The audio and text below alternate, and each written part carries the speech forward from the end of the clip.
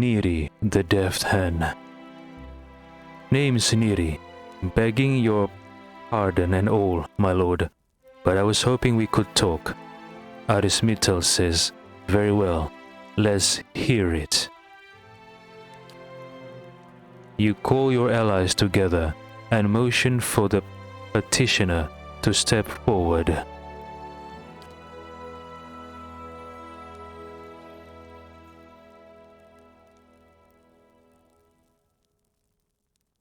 Neri says, so might be I got myself nicked here and there for a few unsavory deeds. My name's on posters all over Defiance Bay now. Makes it harder to walk about freely, if you get me. My thinking is, it's time for me to seek out new horizons. That Fire Archipelago seems nice. Then I'm out of everyone's hair.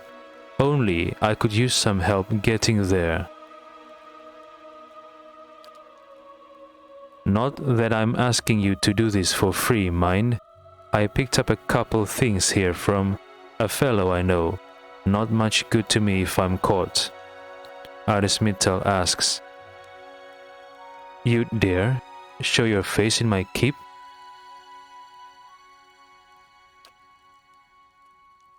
Neri says, well, now I didn't mean no offense. I heard you've got a talent for getting things done is all. Arismital says, on second thought, perhaps not. Neri says, sure, another idea maybe? What should I do with her? Huh?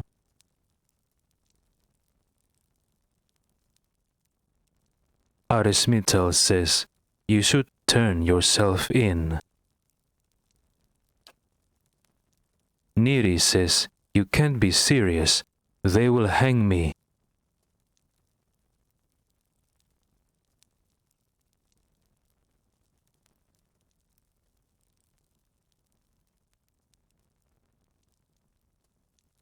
Okay, I can choose option number 1. But the question is, am I able to oversee the process? I don't want to promise her that I can give her a lenient sentence only for her to be hanged by the law enforcement, because I don't want to give her false promises. As Lord of Kainua, do I have that power to reduce a sentence or to give someone a lenient sentence? I wonder. Arismital says, I will see they give you a lenient sentence. It's better than living as an outlaw.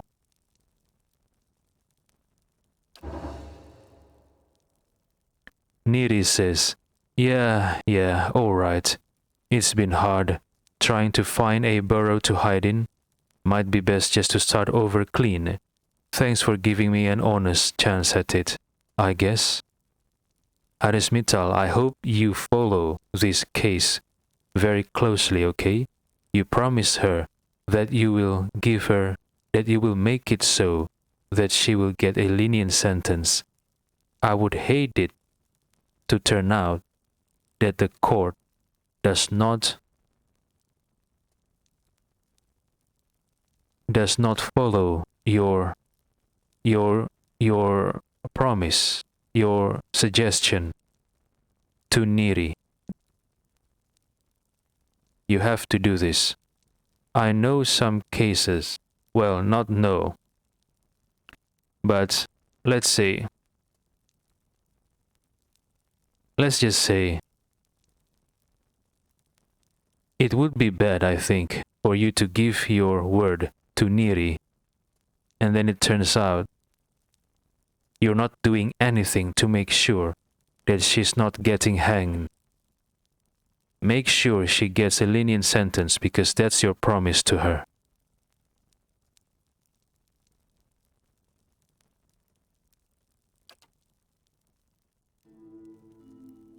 Alright, Neri the deaf hen leaves the stronghold.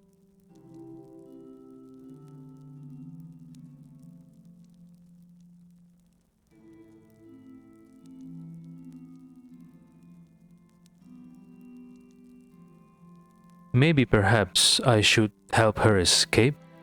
I mean, what good is it for me to convince her to turn herself in? Isn't it better to help her escape and receive a reward in exchange for my help? Now I'm kinda regret my decision. This sucks. The feeling of regret is one of the few things that I really don't want to have.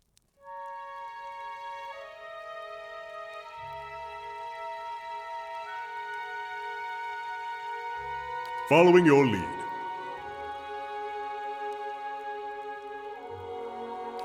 They'll call you a dragon slayer now. A slayer of Audra dragons, no less. What a trophy it will make. What a tale, for that matter. Perhaps I'll compose a song about it.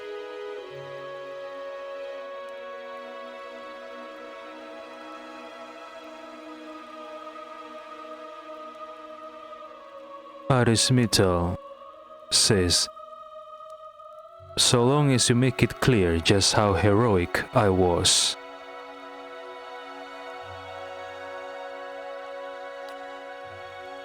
Kana says, of course, I won't leave out a single detail, a monstrous beast, and a daring act of courage. I'll have every sailor in the fleet humming the tune. Wow, okay.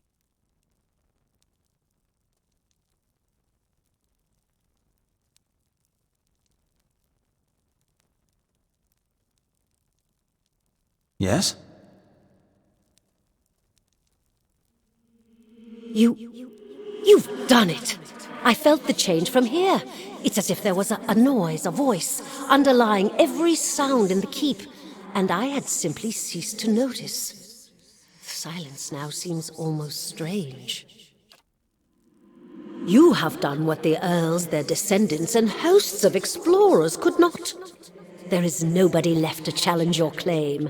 You are well and truly master of Cadnua. We have known that from the beginning, of course.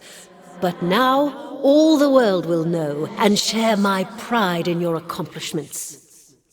Arismital asks, what is the state of the keep? Steward says, where to begin? Let's see here.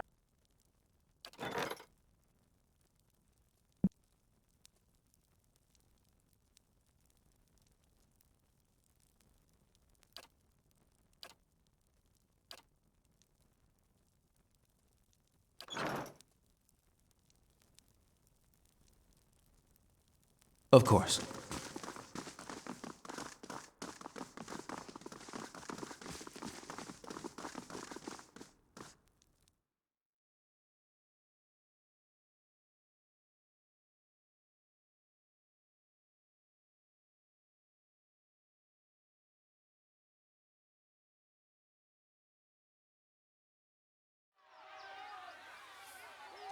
Last thing the Dyrwood needs is another foreign colony.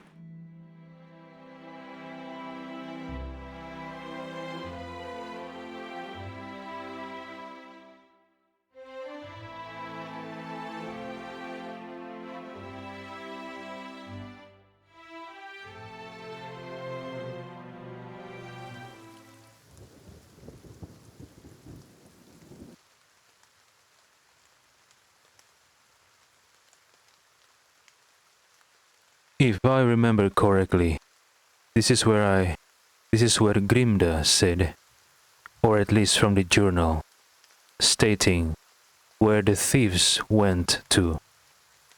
The thieves that stole the artifacts back at the halls of revealed mysteries. Let me refresh my memory.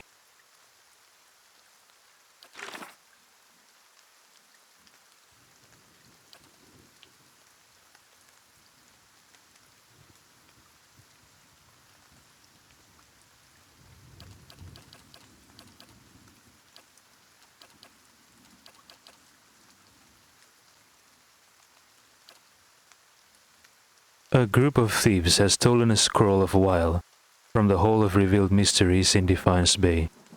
The High Archivist Grimda wants me to track down the thieves and recover the scroll. Grimda said that one of the thieves mentioned an abandoned farm on the path to Dyrford. Abandoned farm? Wait, there's no abandoned farm in Stormwall Gorge? Right? Let me check.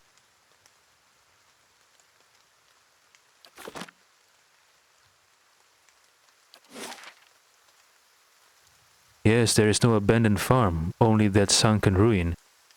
The only place I remember that possesses abandoned farm is not here, but in other place. Let's see.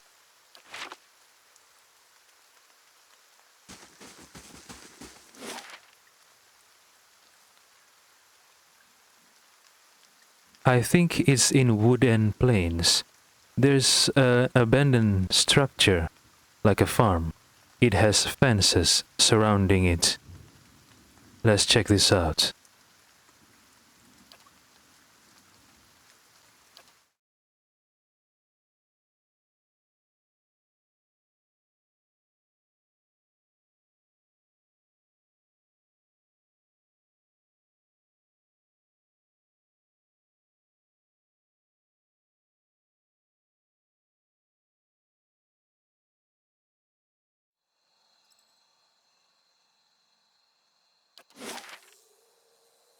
Yep. See, in the lower left. This must be it. Let's go.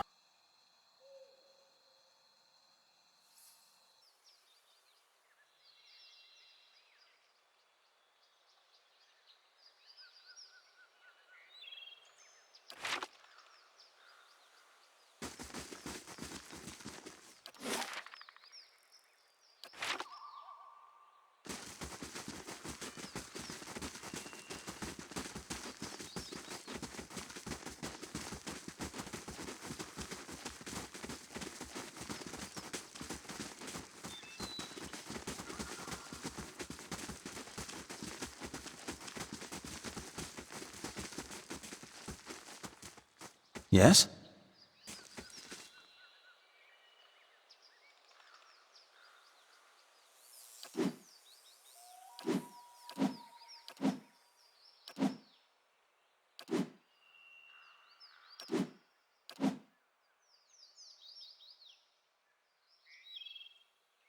I'm here. What? I'm here.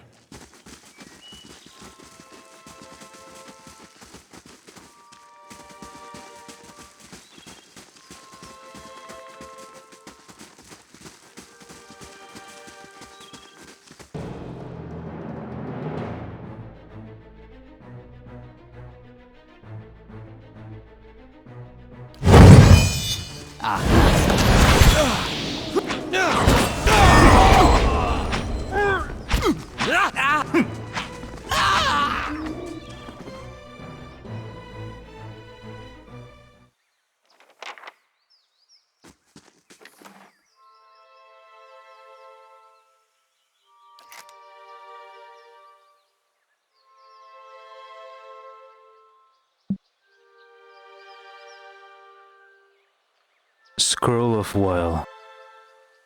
This ancient scroll is bound with silver thread. The broken wax seal is stamped with the shape of an eye. The scroll at first appears to be gibberish, a collection of symbols and characters with no apparent connection between them. As you study them, however, you could swear that the characters begin to move, slowly, almost imperceptibly. They shift and crisscross and realign, and you are able to read the text. A simpleton seeks out a wise man, said to know the answer to every question. Please, says the simpleton, you have to help me. The world terrifies me. I wake each morning and I don't know why. I make choices each day and I don't know what will happen as a result. I go to sleep each night and I don't know whether it will be my last. When the simpleton finishes, he notices that the wise man is weeping. The simpleton apologizes profusely and asks the wise man what he has said to upset him. The wise man shakes his head and wipes the tears from his eyes. He answers, "Some people have all the luck."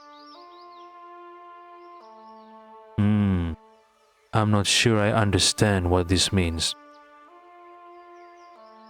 Does the wise man imply that the simpleton is oblivious to many things, that he can live his daily life normally? Maybe it's akin to the statement, "Ignorance is bliss"? I'm not sure.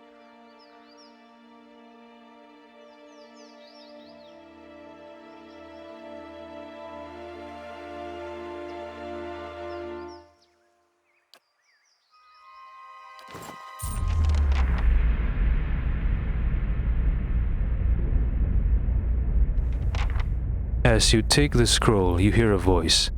"You have found it. Now lose it again."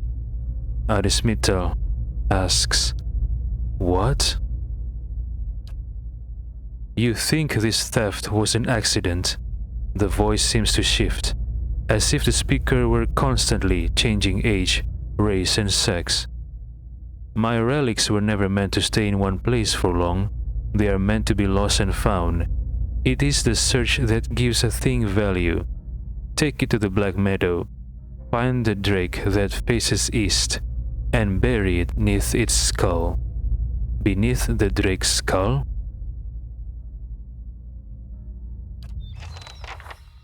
The Parable of Wile. Is this really the voice of Wile? Am I speaking to the god Wile?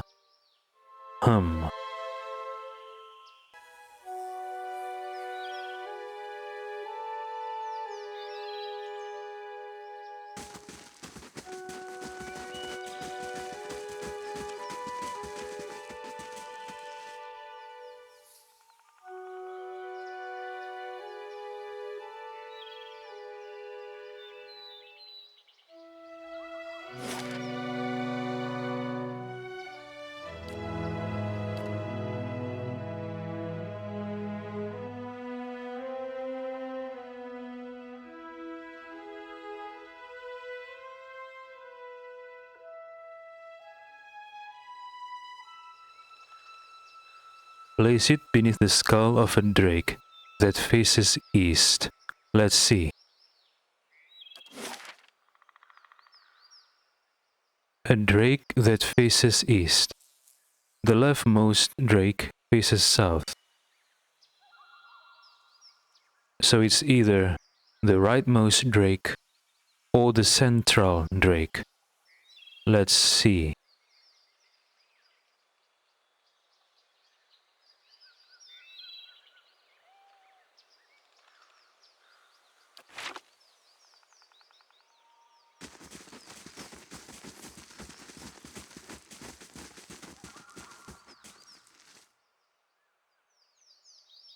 The bones feel as hard as stone, yet surprisingly light.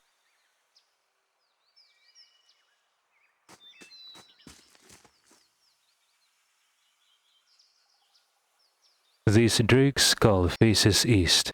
The soil underneath is soft and moist. Bury the scroll of a while.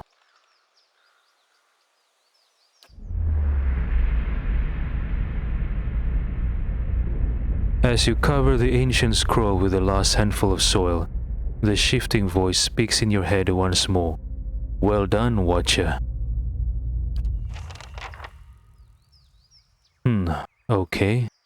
So I'm doing the bidding of Wile?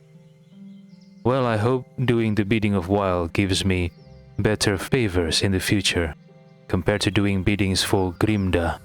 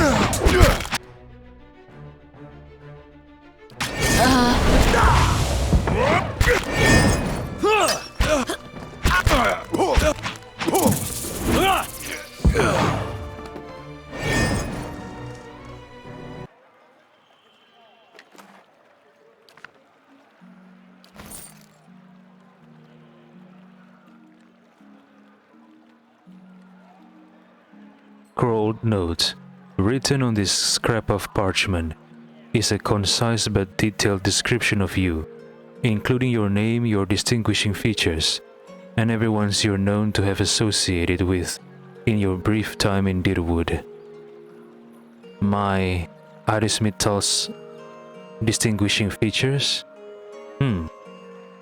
Who has looked into Arismital's shorts, I wonder?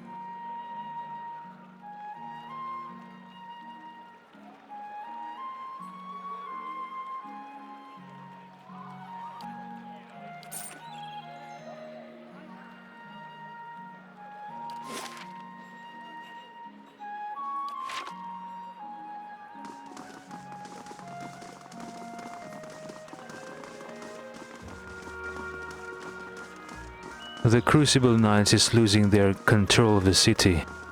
Imagine, I've been attacking this place several times, and there are no Crucible Knights nearby to help me or protect me. The Crucible Knights are very ineffective.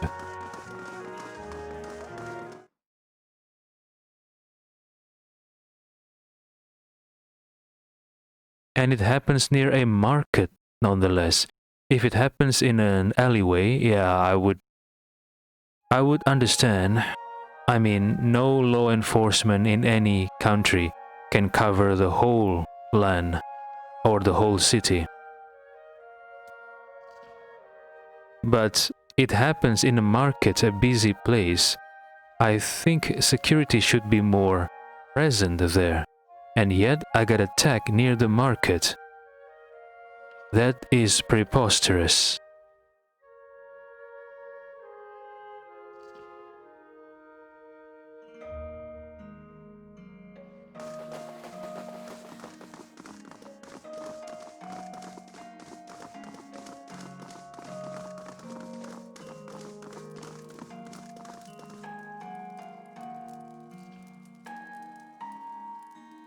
Impossibly, this painted eye seems to move whenever you turn your back. Ooh, creepy. How do you do? Grimda glances down her spectacles. Ever inquisitive, I see. Arismital says, I found the scroll, but Weil asked me to hide it again. Grimda gives you a long, stern look. I'd call anyone else a liar with a story like that, but coming from you, she squints behind her thick spectacles. There is a certain logic after all, and if you have served Weil, then you have served me too. No way. I'm not serving you. I'm doing the bidding of Weil. Grimda presents you with a folded section of fabric. Weil is both a keeper and a discoverer of secrets. May this hood aid you in revealing what is obscured and keep you hidden from those who wish you harm. Footpad's hood added to the stash. You find a key in your palm. Grimda says, you are also free to visit the Elder Archives and take whatever books or scrolls you find in the open. Spreading and circulating new mysteries is part of our service to the obscured. What else do you need? Farewell?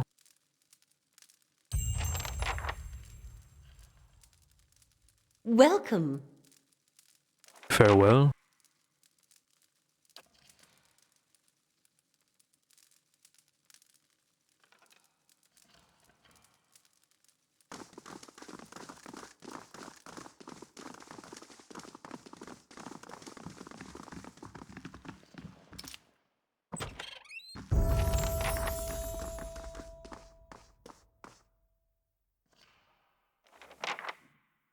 Kana says, the letters of Agmunder the Wise. I'm not normally one to condone theft, Arismital, but do you want to steal it? Let's steal it, okay? I'm sure there is a deity that favors thieves, right?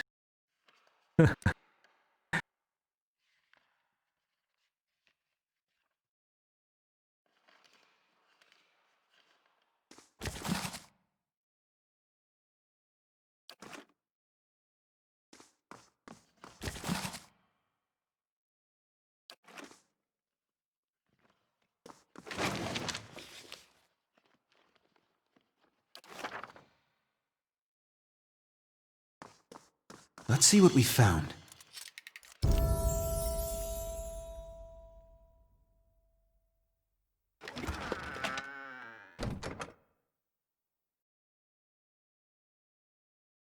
Theorems of Pangram, a heavy old book that carries the dust of centuries.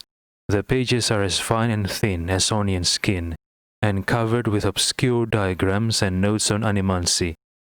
I remember Lady Webb said she once considered using these theorems of Pangram to extend her life. I wonder if Nedin will be able to use this to extend lives as well. Interesting.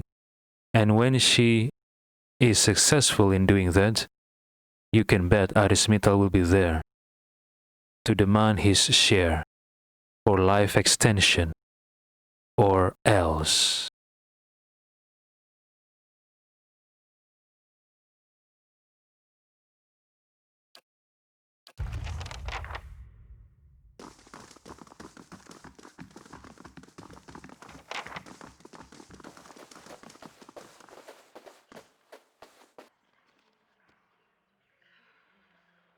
Yes?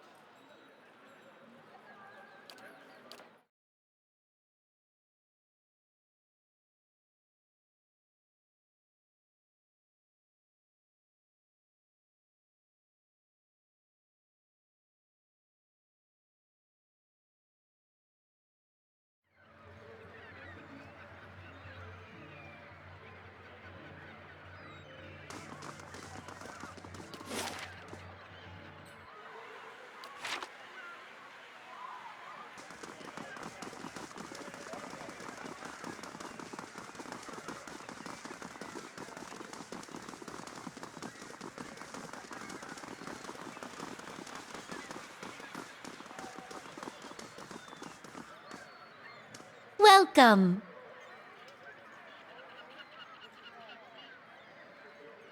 Nadine says, it's nice to see you and all, but I really need to focus on my studies.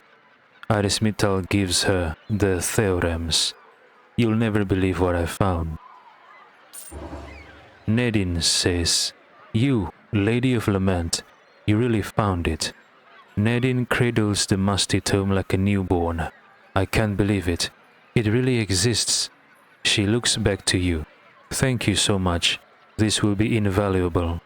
She almost turns to the book, but at the last moment, she remembers herself and gives you a bag of coin.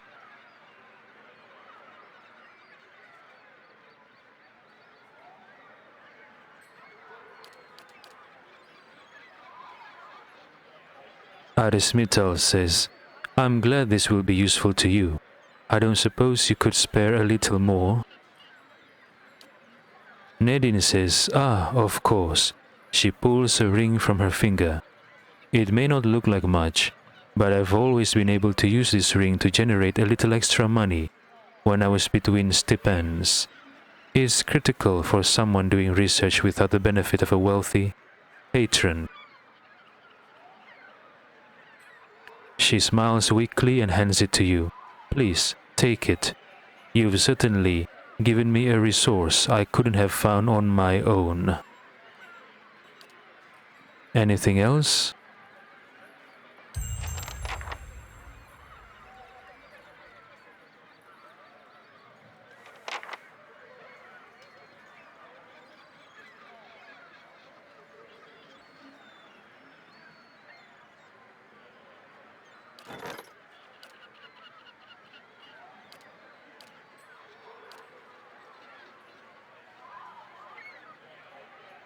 The unworn path. Among the kind wayfarers, in the event that a member of the order dies of natural causes, it is customary for the paladin to request burial in a dangerous place that is difficult to reach. In fulfilling their lost comrade's request, the other kind wayfarers forge new paths that others may more easily follow. When the elder paladin Adrem del Far died, his brothers and sisters set out for Red Flower Lake in a remote eastern part of Reatseras, but they never reached their destination. With so few kind wayfarers left in that part of the eastern reach, the Order has reached out for assistance in recovering their comrades and helping see them to their resting place. Oh, so the brothers and sisters who carrying the dead Paladin Adrem del Far, they also perished during the journey to Red Flower Lake. I see.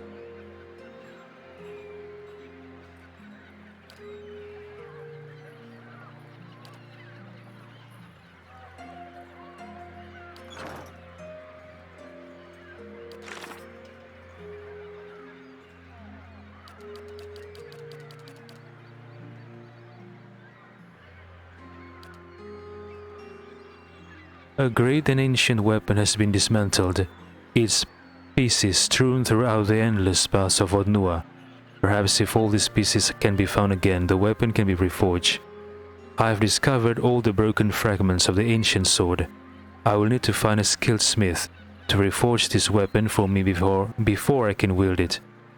Earlier, I talked to Dunstan, and there is an option to reforge the blade, but he says I lack some part, and now I have the complete items. I should go there again to Dunstan.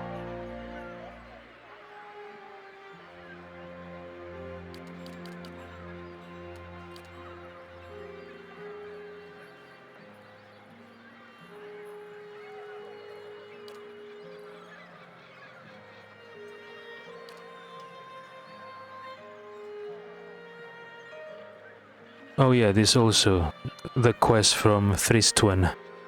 I met a young Glenfathan named Thristuan at the Brackenberry Inn.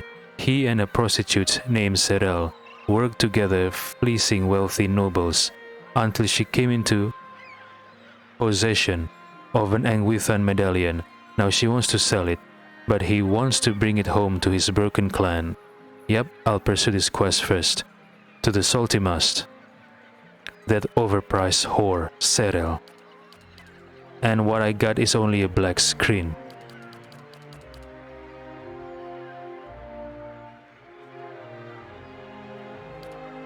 This is the main quest. It leads me to Dyrford village. Okay, this will come later.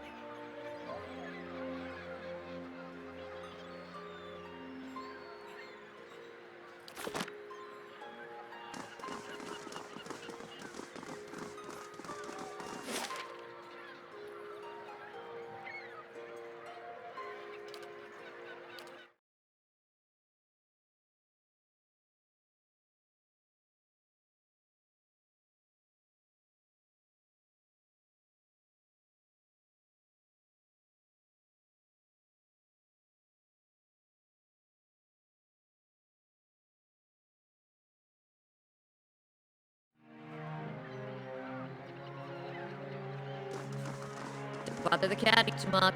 You'd have better odds against a Stelgar.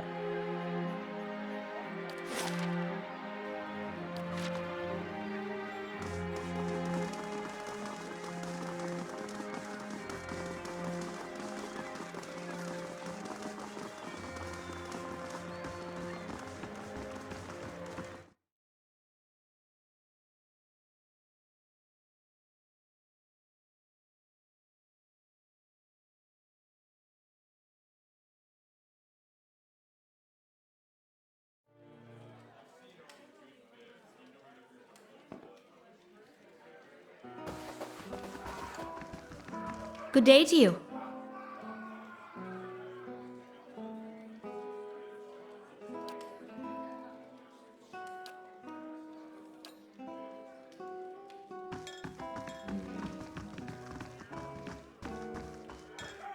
I am disappointed in the devs. They don't put a female Aumaua whore in the salty mast.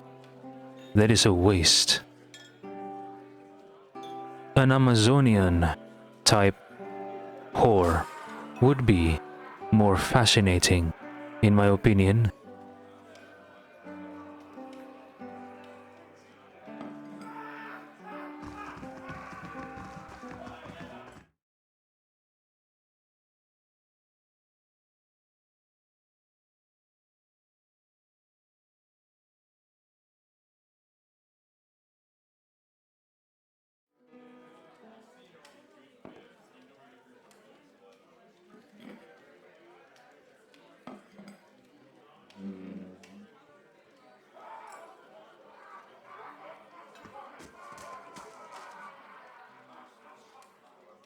Noble says, this place has tripled the demand for bitter squash seeds.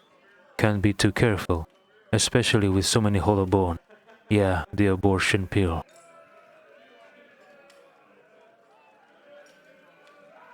You here to dive for the dirty pearl? No, I'm not a pussy eater.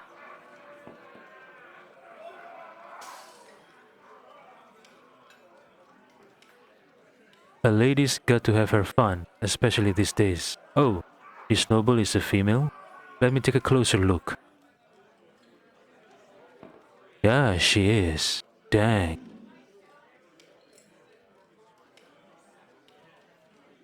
Maybe I should purchase your services. But she's a noble. She doesn't need the coins. But maybe she would be interested in some fun time with Aris. I mean, the whores here even give Aris coins back because Aris is just that good.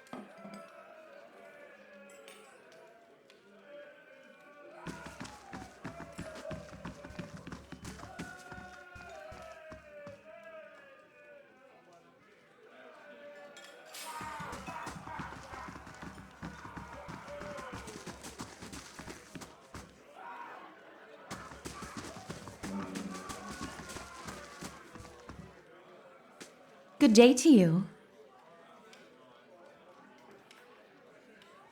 Serel looks at you curiously. Back again? Arismital says, there's something I need to discuss with you. Serel runs a smooth finger along your neck and under your chin. Just tell me what you like. It's extra if you want to bring someone else in, though. Oh, really?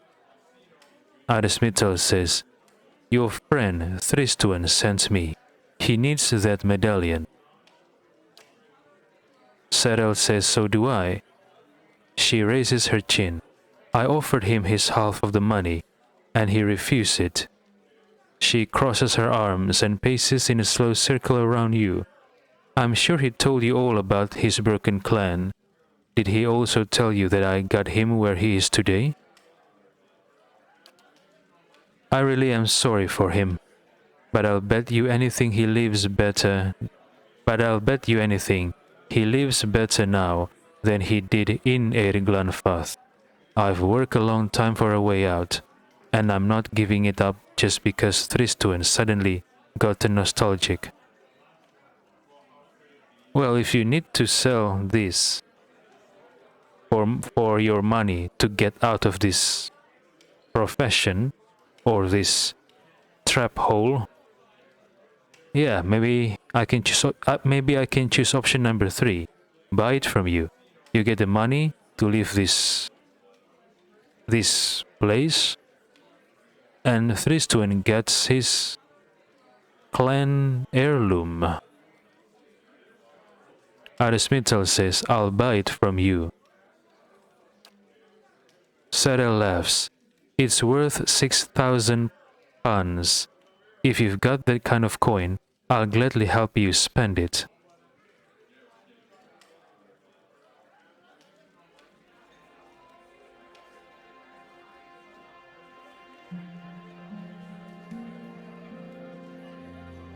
Well, judging from option number 2, Arismital knows the value of that thing is a lot less than 6,000 coin.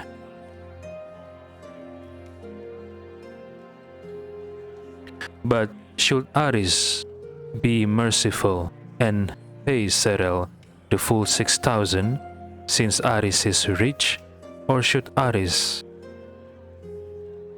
try to lower the price knowing that Aris does not owe Serel anything, and Serel is nothing to Aris? She's not a family, she's not a friend, or a party member, or a companion. She's not even his subject.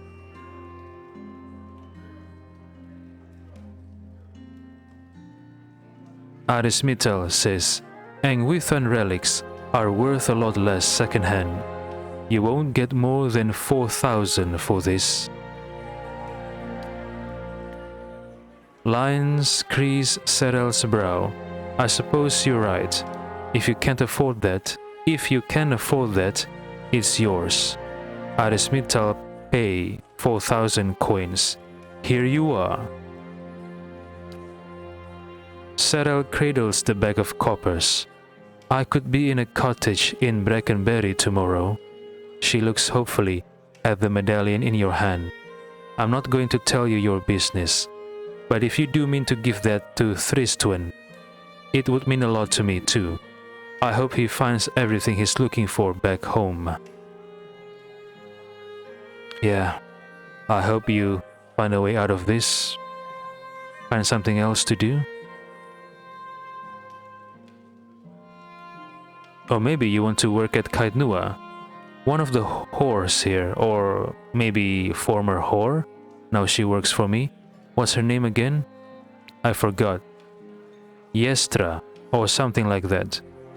She agreed to work with me in Kaidnua, and you don't have to work as a whore. You can work in doing something else, right?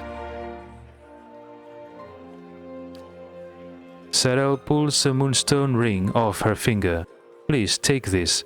It's always given me an edge with people around here, but I'm done with that part of my life.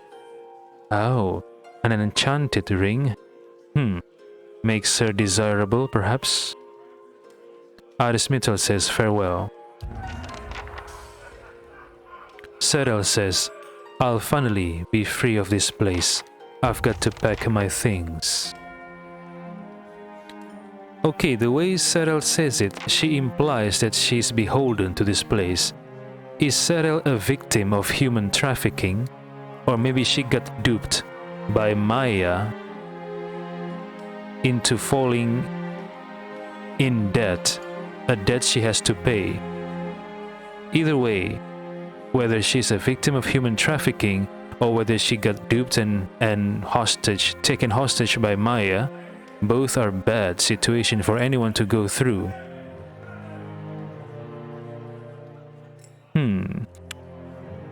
Oh well.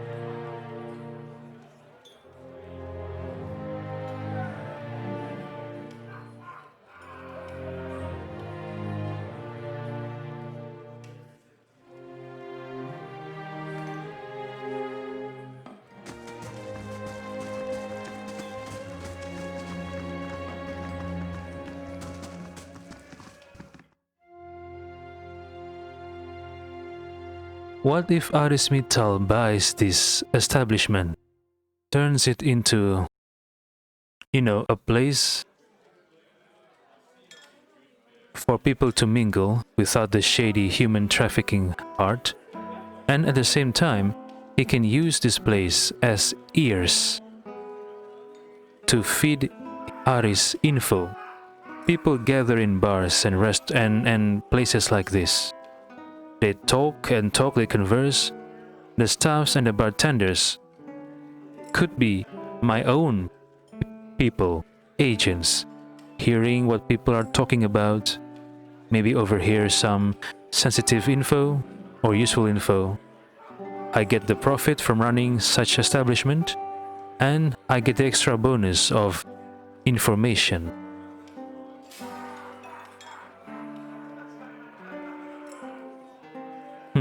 Interesting. But there is no option for Aris Mittal to do that. He has the option to pay 10,000 coins, to pay for veteran soldiers to fight for Kaid Nua. He has the money to restore Kaid Nua, to renovate it, but he doesn't have the money to buy this establishment? I don't think so. Maybe he just doesn't think about it.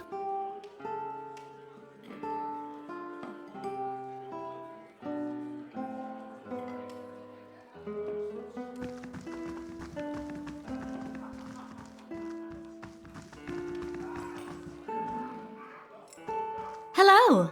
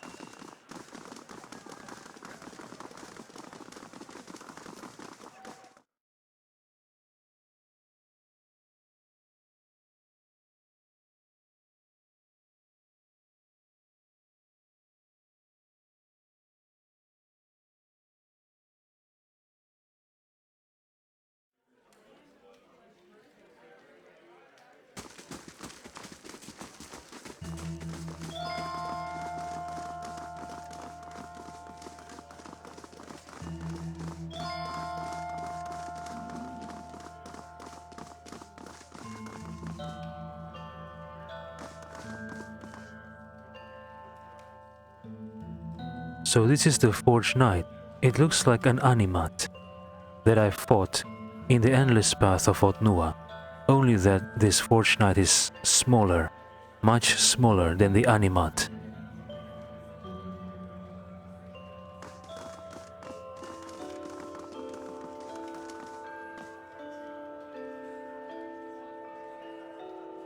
Dunstan turns from the forge, setting his hammer on the work table. "Eh? You need something?" Dunstan yells, as if deafened by repeated hammer blows. Aris Mittal shows him the pieces of the blade of the Endless Pass. "I found all of the pieces of this ancient sword. Do you think you could repair it?" Dunstan says, "Aye, and it would be a privilege too. Not often you get to lay eyes on such fine craftsmanship." He runs a callous finger along the edge of one of the shards. "This blade will take some time, but I guarantee it will be worth the wait."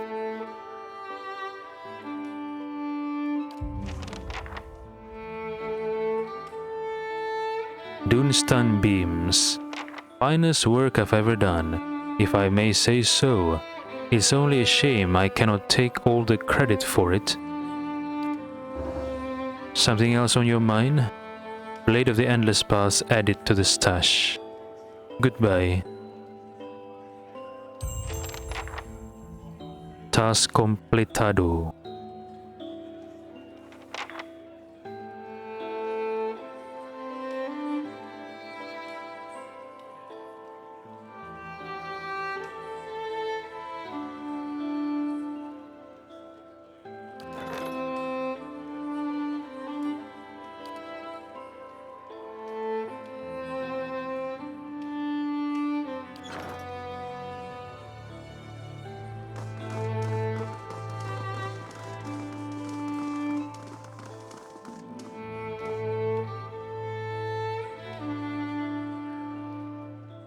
Penhelm says, "You've given me a fresh perspective. Thank you."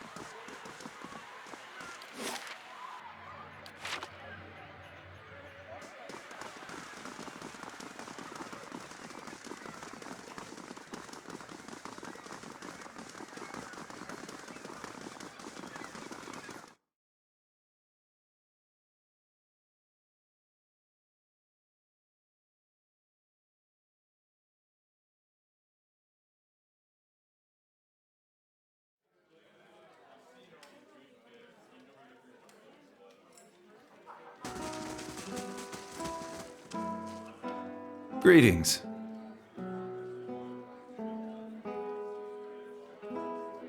The fancy elf eyes you in your pack. Tristun says, "Did you do it? Did you get the medallion from Cyril?" Arismital gives medallion. Yes. Tristuan's eyes are as wide and round as the artifact in his hands. "You've given my people a gift we couldn't possibly repay. I'll do the best I can though." He shoves a bag of coin into your hands. "This is everything I have. Take it, please."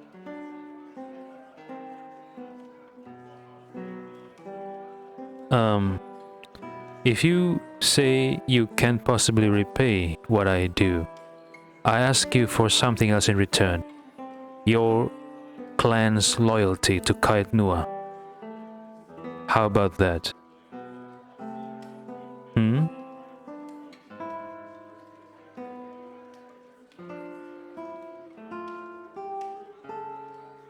Arismital says, "This isn't quite everything you have." Tristuan says, "Of course." He slides the rings off his fingers and shrugs off the fancy robe. "This never really fit me anyway. Take it with my blessing." Far from home completado. What else? What's next? Go to Dyrford for the main quest? Perhaps.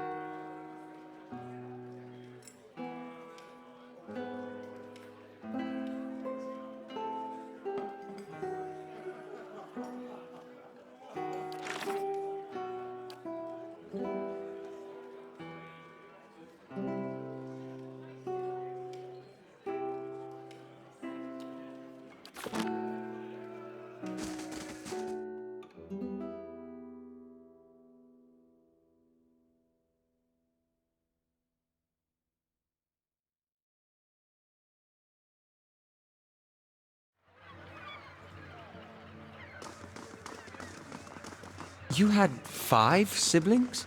That's right. Between the 6 of us, I don't think the house has known a single day's quiet. Of course, a little chaos makes it far easier to get away with mischief. Yes, I can imagine that comes in handy.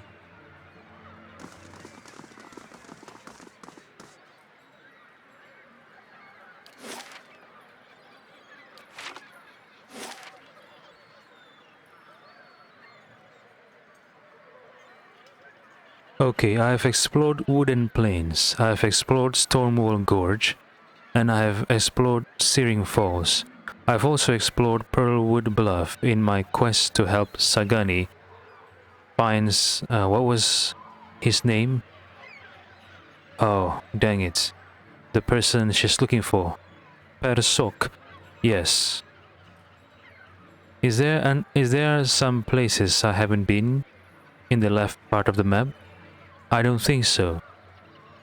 Now it's time to go to Dyrford village.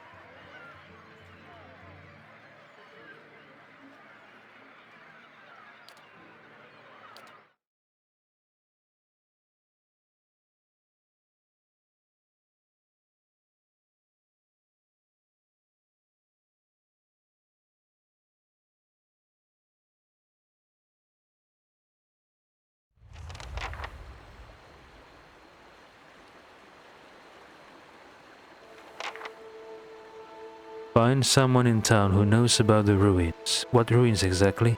Let me reread the quest. Because I forgot the visions that the acolyte gave me.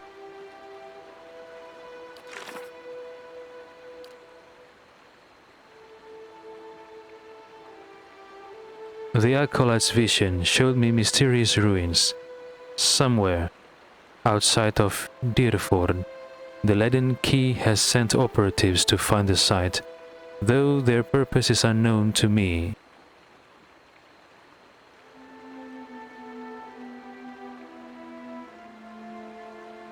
I finally reached Dyrford village. It's a sleepy little backwater, but there's got to be someone here who's familiar with the ruins.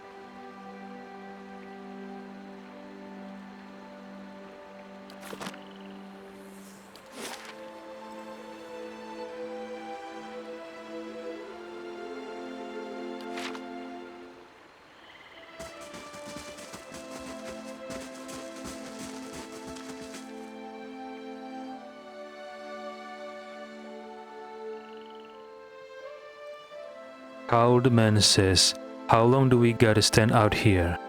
Medreth says, until we find her, so keep your eyes peeled. Medreth? Cowled Man?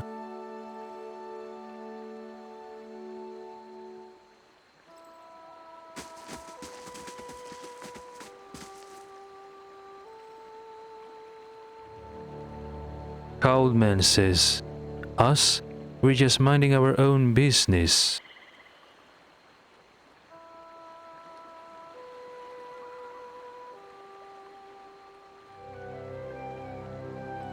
As soon as we catch her, it's back to Defiance Bay.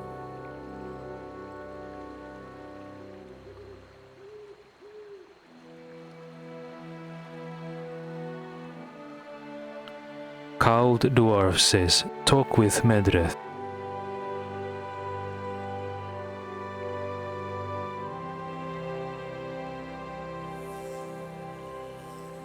Cowled Woman says, we're cooling our heels until Medreth says the job's done.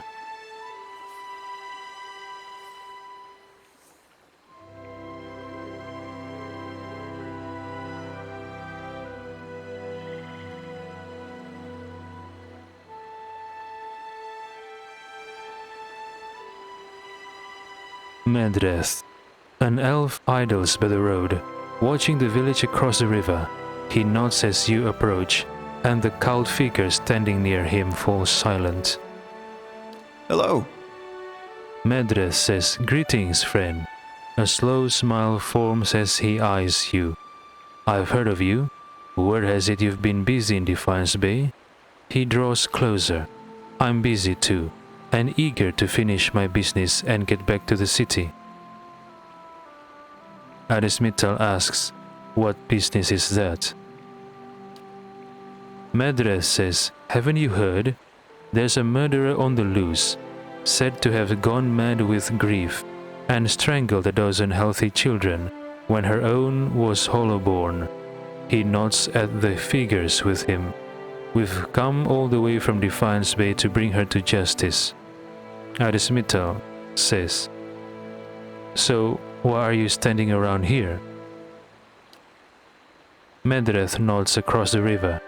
She is hiding out in the village. We'd go in after her ourselves, but the problem is she knows our faces. There's no telling what she'd do if she saw us coming, and we'd like to avoid any further unnecessary bloodshed. He leans closer. Her name's Nifre. She's an Orlan. We want to get her out of town so that we can deal with her cleanly. She knows we're looking for her, but if someone were to convince her that it's safe to leave... Arismital says, if she's a mass murderer, why didn't the Duke send the Crucible Knights after her? A look of distaste flickers across his face. It's quick, but you catch it. Medreth says, the powers that be want to keep things quiet, for obvious reasons. Better not to cause a fuss, and certainly better not to startle her into doing something drastic. So Arismital's perception check allows him to look. A distaste flickers across Medreth's face. This means Medreth is hiding something. It means he's not telling the truth. It means he's being deceptive.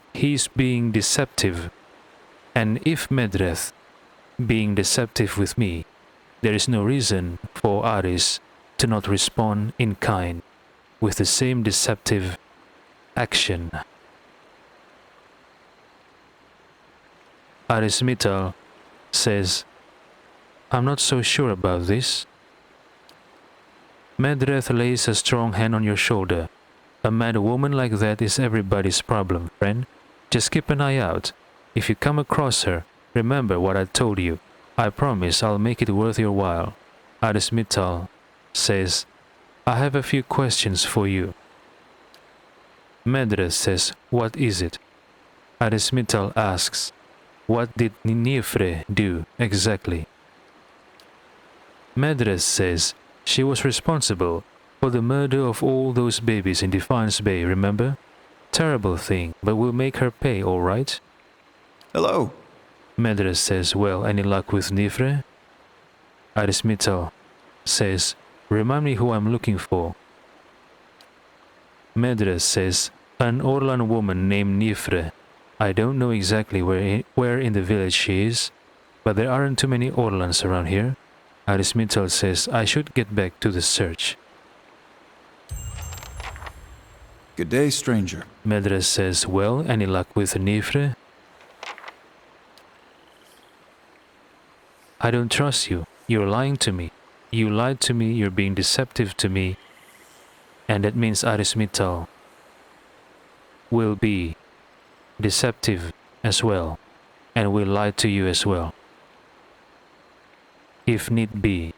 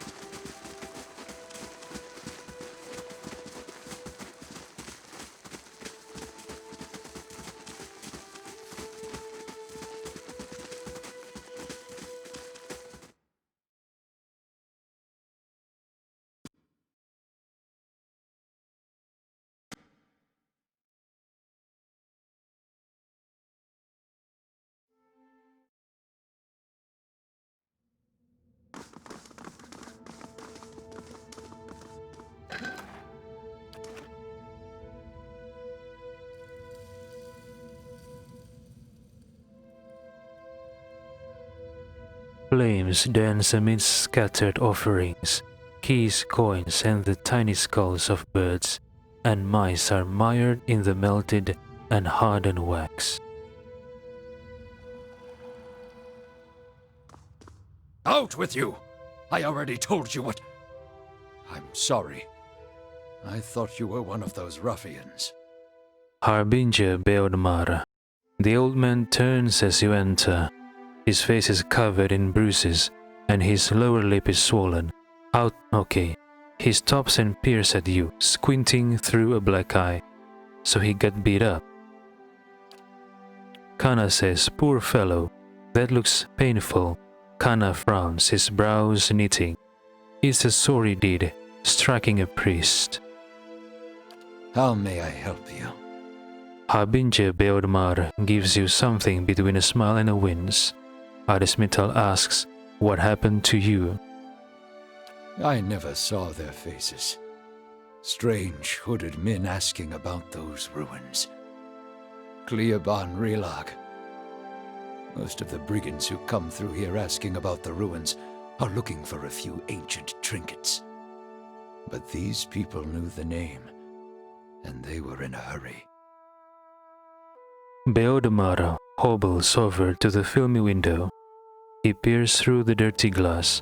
Cleoban Relag is where Eder wants to go, to search for more information about his brother, Woden.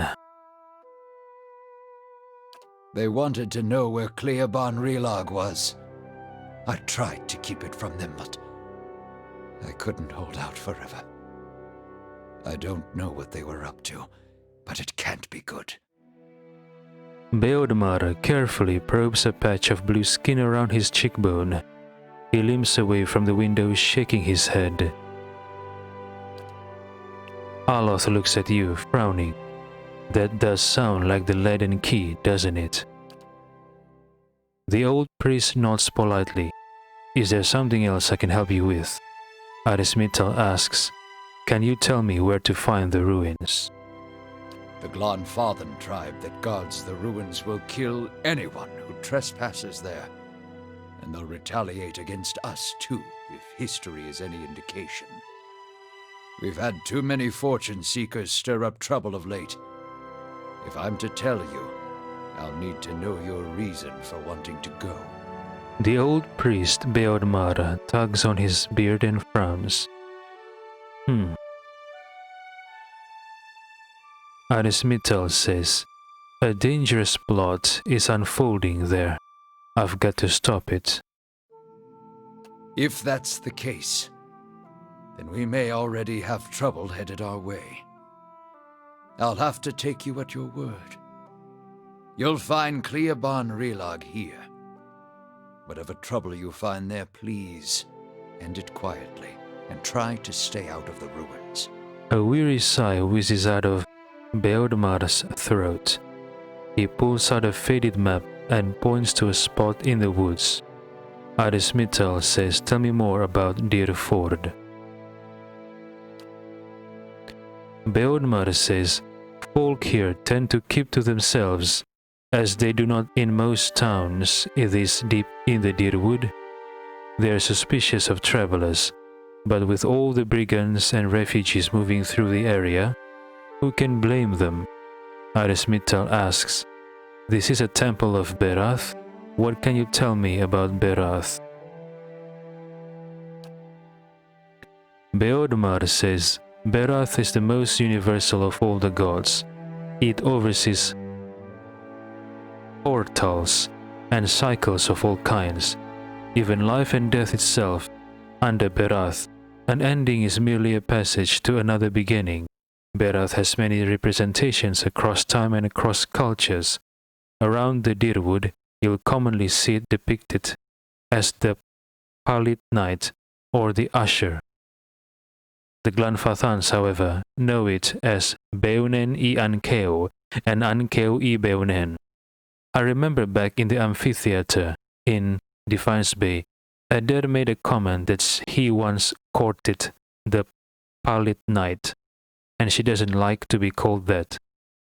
So what was happening? Did Eder courted a deity? I don't understand. Or maybe she was referring, or maybe Eder was referring to Lumdala, because I think she addressed herself as the Pallid Knight at one point in our conversation, if I remember correctly. So in the past, Eder has tried to get in the pants of Lumdala, I see. Arismital says, tell me about the Pallid Knight. Beodmar says, she's one of the youngest manifestations of Berath, but a familiar one nonetheless. Stories describe her as a gaunt knight in black armor with black eyes, black hair, and milk-pale skin. She demands an impossible toll from travelers who have tarried too long on her lord's road. Some challenge her only to slay themselves in the process. Oh, so it's a real manifestation? Maybe Eder meant literally when he said he courted the Pallid Knight. He courted a manifestation of Berath.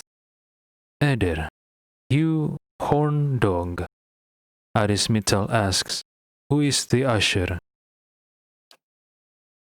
Beodmar says Keith have written stories, songs and poems about the usher for centuries, sometimes his folk, sometimes dwarf, and sometimes merely a walking skeleton.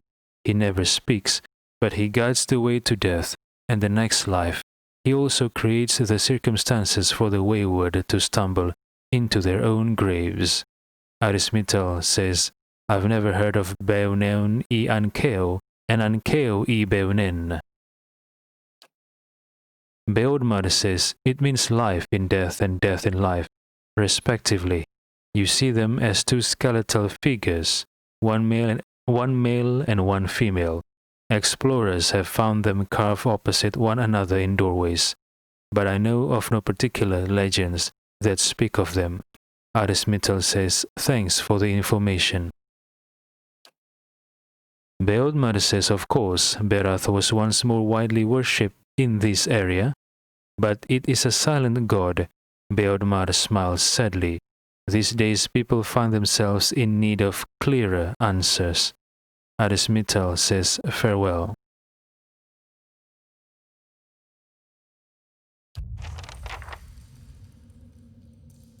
The old priest nods politely. Is there something else I can help you with? No.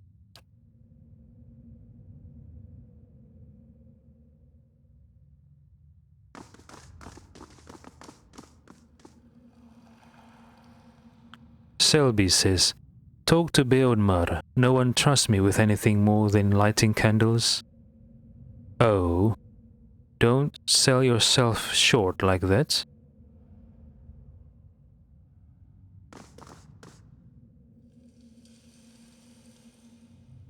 Okay.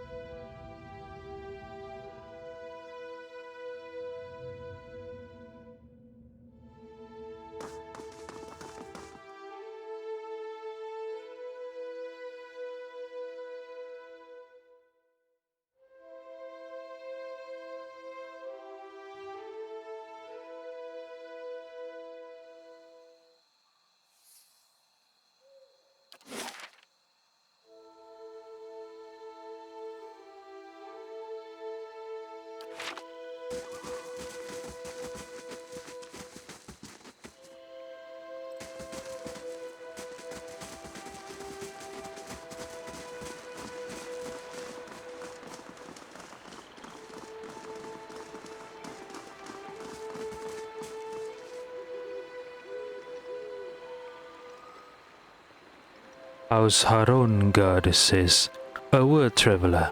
I only require a moment. Gods keep you. The god sighs with relief as he looks at you. What are the odds, stuck in this backwater only to meet the famed champion of Defiance Bay? Berath's will brings mercy today indeed. His demeanor grows serious. Perhaps you could help. I don't suppose you saw a young elven noblewoman on the road? I'm stuck in this wretched place with the rest of my unit until we find her. Young elven noblewoman, Arismitel asks, who is she? House Haron guard says, Lady Ailis. He bites his lip. She is the daughter of Lord Nestor Haron, and she's gone missing. He sighs. Perhaps you could go speak with Lord Haron at the inn. He'll be grateful for their assistance, and it could be the villagers will open up to you more than they have to us. If you find Lady Ailis, escort her to the Drakogen Inn with all haste. Okay.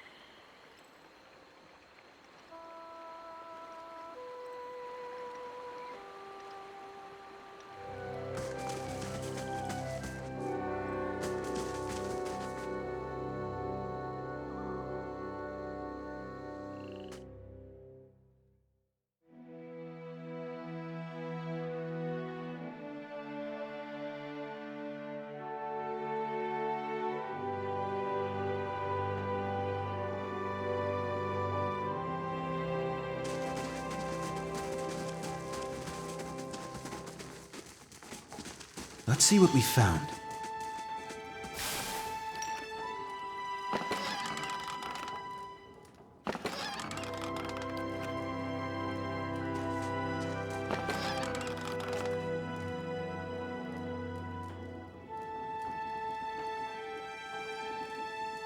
The mill slowly grinds away at a trough of grain. Is it trough or trough? Trough of grain.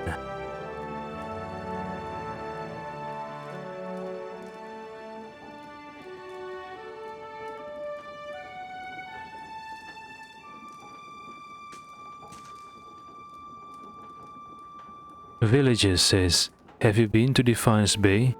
I heard there's no hollowborn there. No, that's not true, I think.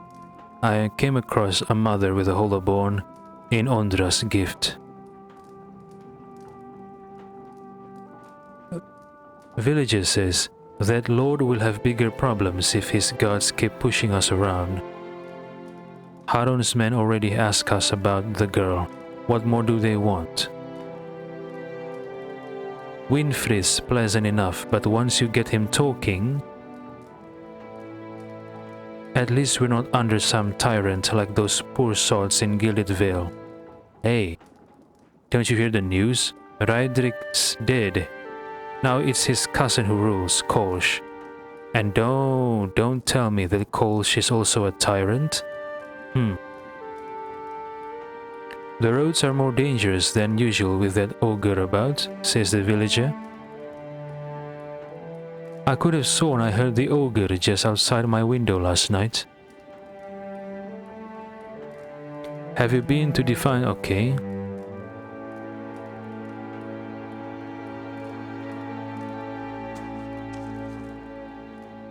Can you remember the last time we had a healthy birth in the village? That lord staying at the Drakogen has just about worn out his welcome. When these lords have problems, they blame on a skith. Typical. Most who pass through nowadays are refugees or bandits. Used to be a castle here. We tore it down during the revolution. You mean the War of Defiance? I don't go out after dark anymore on account of that ogre. Do ogres eat humans? I mean, do ogres eat kith? You did hear about the ogre, didn't you? Ate all of Rumbald's pigs, said the villager. While you're in town, get some poultices from Hendina. The roads are dangerous these days.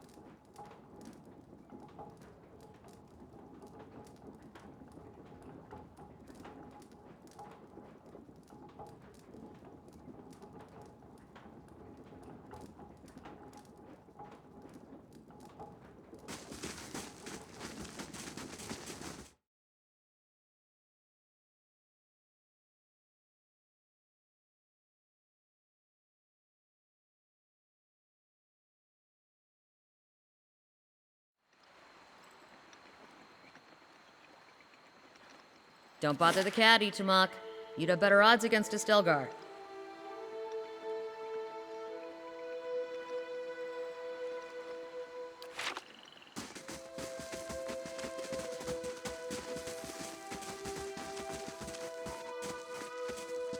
Rumbald says, dang Galawine for monsters like that, and dang the rest of the gods too.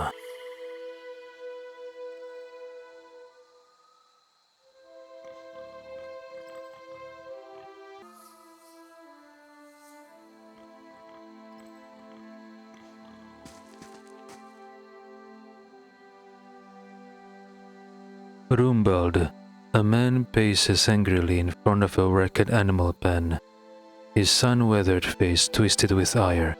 He's so wrapped up in his fury that he doesn't seem to notice you. Galawine's slobbering beasts, blazing bloody effigy, thrice danged salty wench, and her soggy, Arismital says.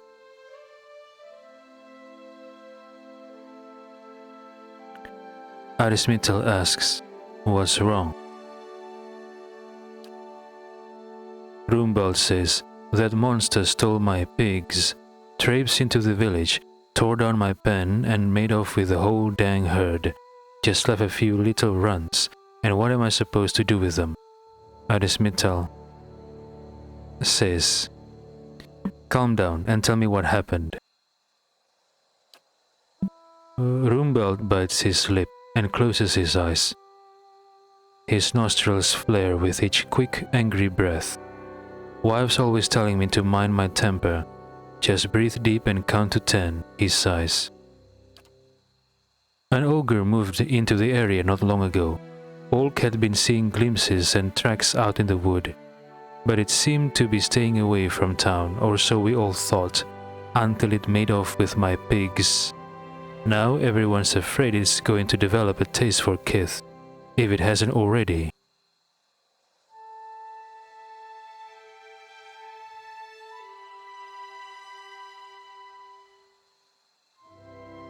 Arismital asks, did you see the ogre take your pigs?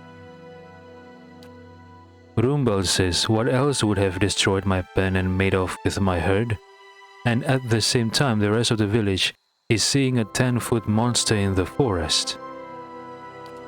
I know it's too late to get my pigs back, but I'd set my mind at ease to see that thing's head shorn from its neck.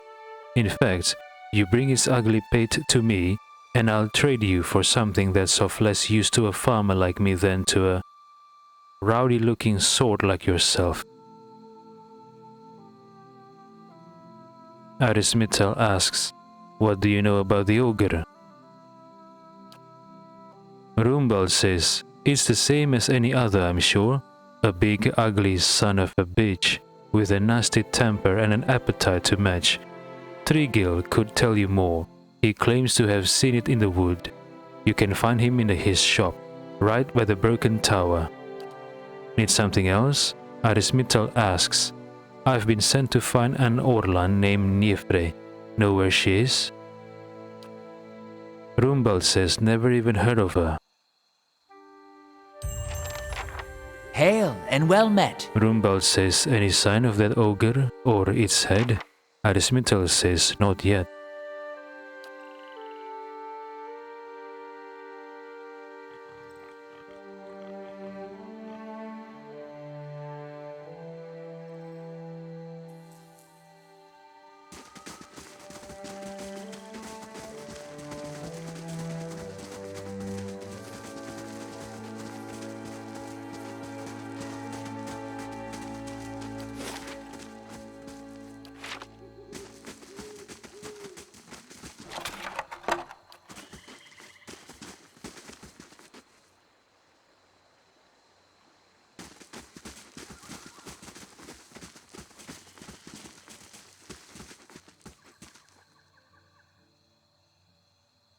House Haron guard says, you must have seen something.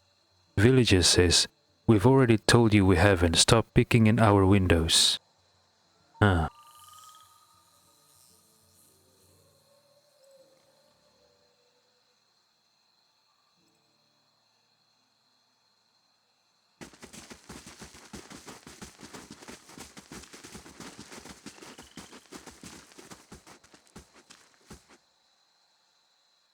Haron God says, I don't suppose you've seen a young elven noblewoman around these parts?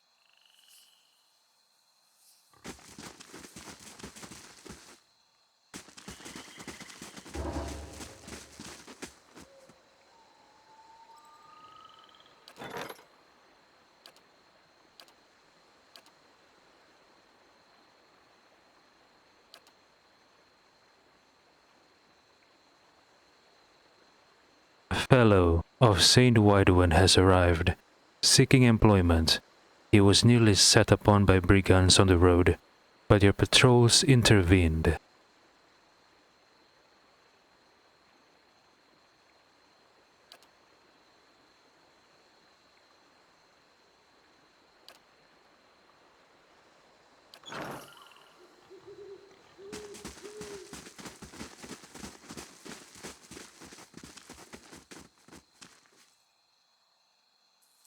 Villager says that Lord staying at the Dracogen has just about worn out his welcome.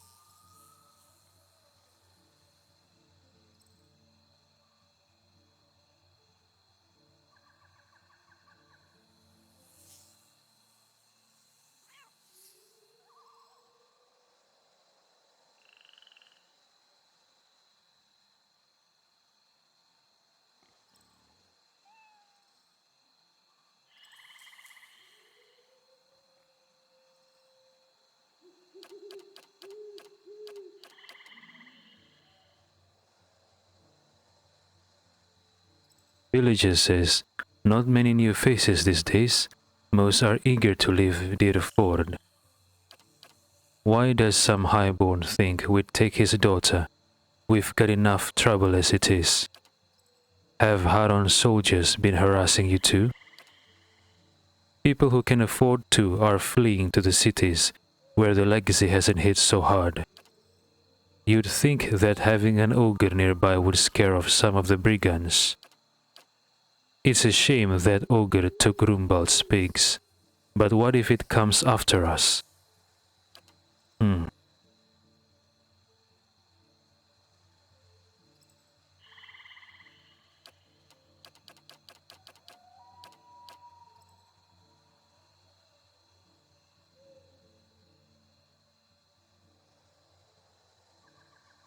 The Dracogen Inn.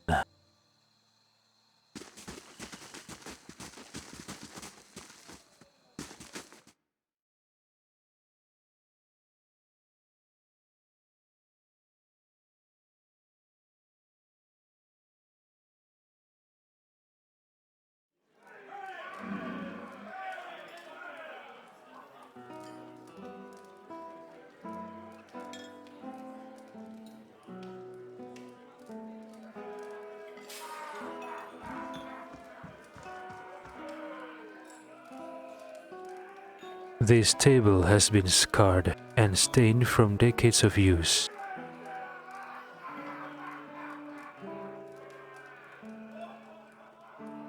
They share a passionate embrace, which seems at odds with the disgust on their faces. Oh, the painting, you mean?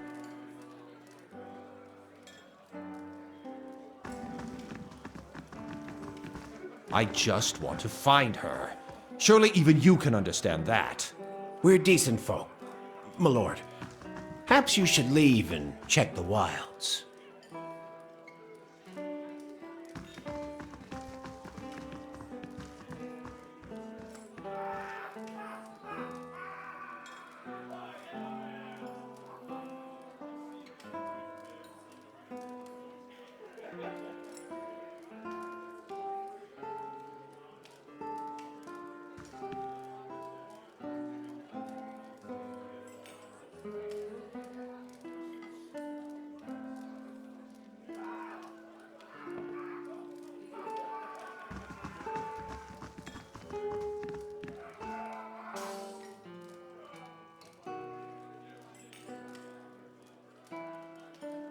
Villager says the roads are more dangerous than usual with that ogre about.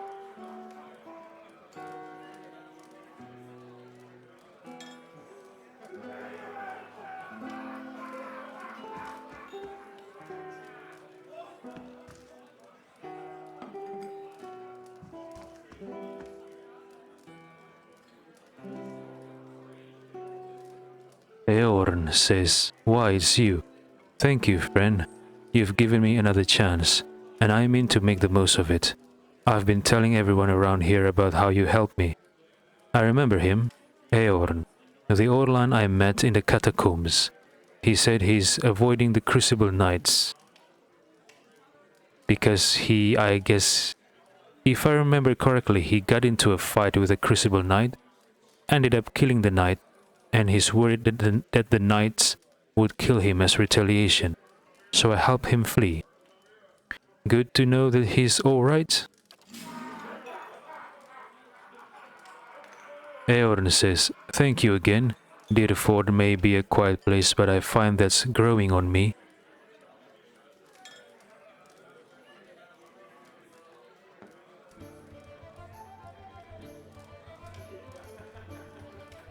Good day, stranger. Seed. A redhead stands by the fire, tuning her lute and plucking its strings. She hums snatches of a melody as she goes. First time at the Dracogen.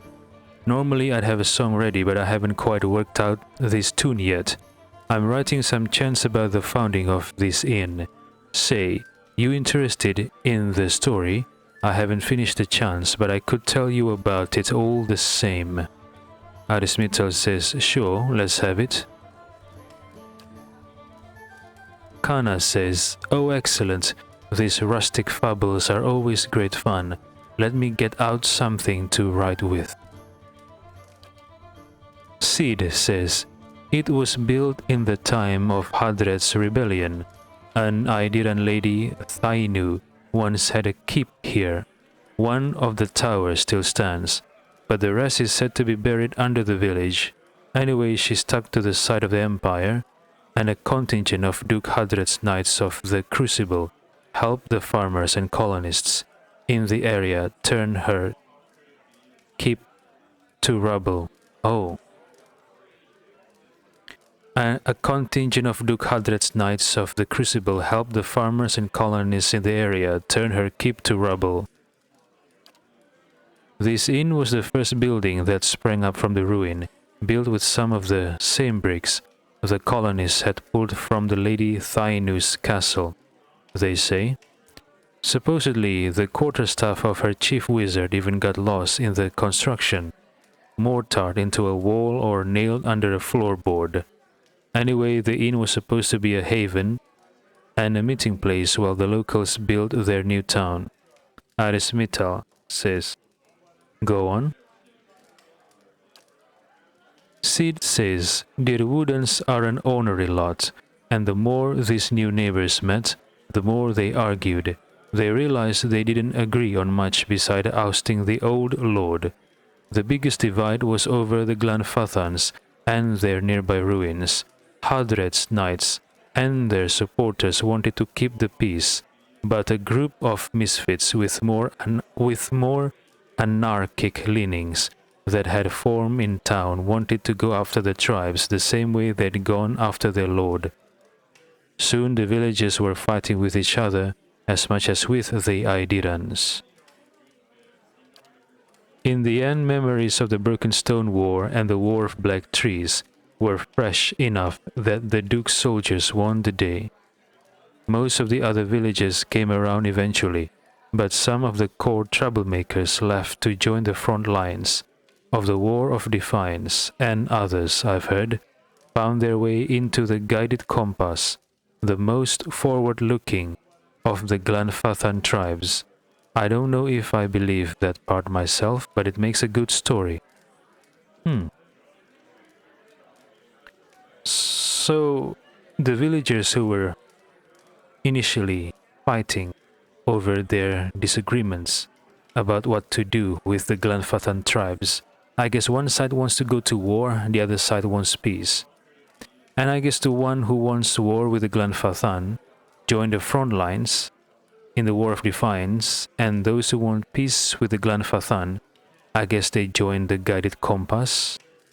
The most forward-looking of the Glanfathan tribes. Interesting. I want to see this Guided Compass, if I am allowed. Sid points to the east wall. There's a portrait of one of the chief rebel-rousers and his rival in the peacekeeping faction. Someone's idea of a joke. I don't think they were particularly amused. Huh? A portrait of one of the chief rebel-rousers and his rival in the peacekeeping faction. Oh, so the painting of the two people embracing each other with face showing disgust. Those are the chief rebel-rouser and the rival from the peacekeeping faction? Interesting. Okay. Arismithal says, I want to hear about the Broken Stone War. Sid says, that was the first major conflict between the original Aidiran settlers and the Glanfathans.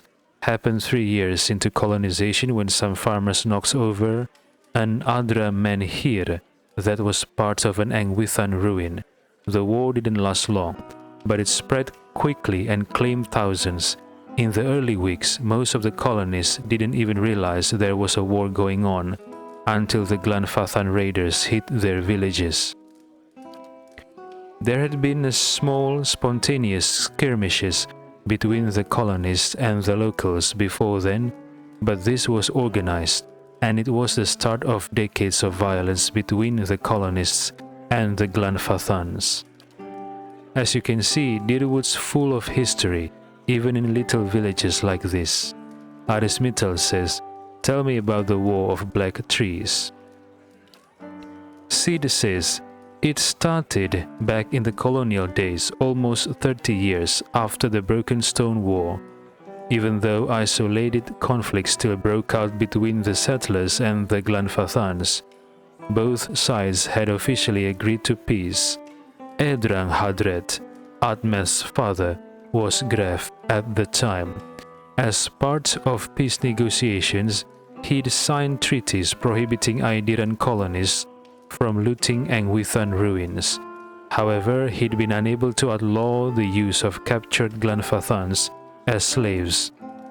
Arismithal asks, what's a Gref? Sid says, a Gref is the governor of a colony and is subservient to the Aidiran emperor. The early leaders of the Aidir colony in the Dyrwood, including Edrang and Atmeth Hadret, were Grefs. At the start of the War of Defiance, Atmeth Hadret declared himself Duke of an independent Dyrwood rather than Gref of the Emperor's colony. It was the same term used for leaders of the newly independent Vailian republics. Anyway, we haven't had a Gref since. Arismithal says, I see. Sid says, indeed, the taking of Glanfathan slaves had continued to be a source of conflict. It came to a head when imperial agents, aided by certain earls in the Dyrwood, began looting the ruins again. See, the Empire had never actually agreed to Hadret's treaties on the matter, and the recent secession of the Vailian republics likely left them eager to weaken Hadret's position. Because they're afraid that Dyrwood would secede like Vailia. And it is proven now Dyrwood is independent. So both Vailia and Dyrwood are former colony of the Aidir Empire. Oh, really? I didn't know about that.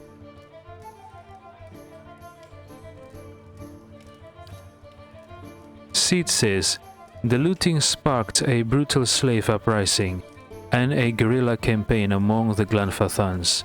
Edrang Hadred was too old to lead forces into battle, and so he sent his son, Admeth. Admeth made a costly but effective decision that ended the war faster than anyone could have imagined. He burned the forest near the Ishe-Ien River to keep the Glanfathan war bands from retreating. Ishe-Ien?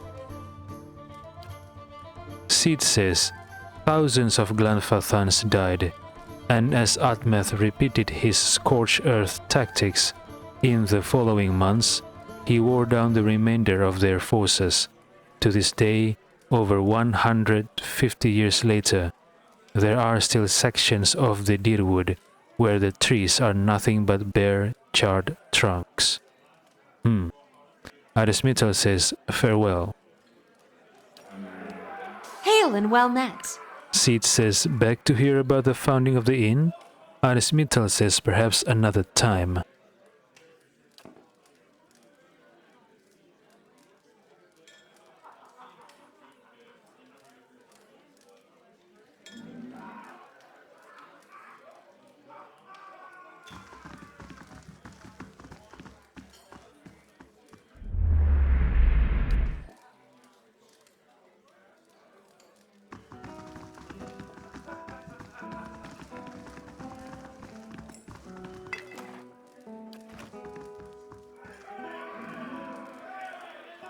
Heavy, sweet perfumes emanate from the barrels.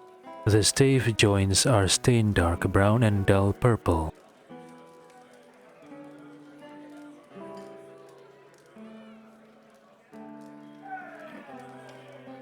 Pace says, what are you doing in the kitchen? Dengler will get you sorted out with food and drink. That lord still here? At the rate his soldiers are going through my ale, it's a wonder they haven't drowned in it. Mind that you stay back from the oven. Patience, the pies will be out in a minute.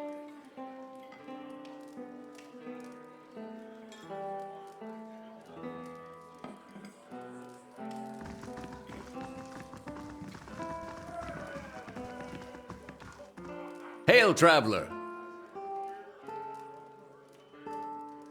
Dengler, the innkeeper, digs inside a mug with a dirty rag. His eyes under his thick brows are tired but watchful. He gives you a quick nod as you approach the bar. Don't see many travelers these days. Something I can do for you? Arismital asks, what was your exchange with that nobleman about?